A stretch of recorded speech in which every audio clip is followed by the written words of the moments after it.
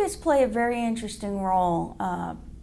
There's occupational, there's speech, and there's physical therapists that can get involved in Alzheimer's disease, both for the patient and the family.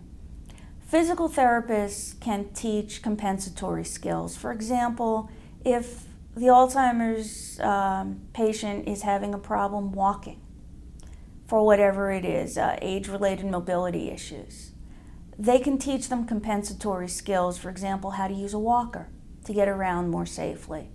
An occupational therapist might work with the patient or the family caregiver to do things like label the drawers to let them know where the forks, knives, and spoons go, or where the plates go.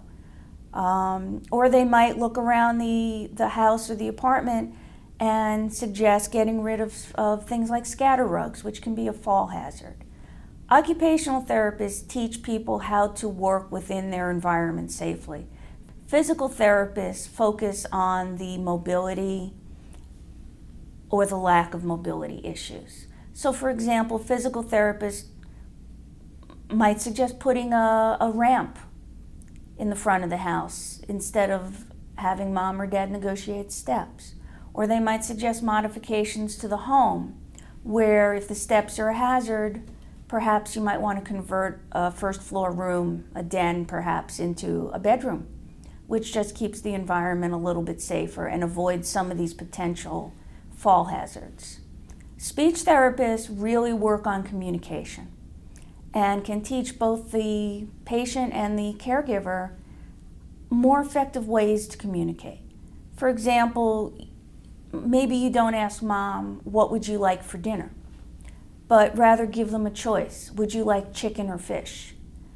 And it allows the person with the disease to maintain some modicum of independence, but it creates much less of a barrier to getting the answers. So all three have an important role to play, and I think more caregivers can tap into that.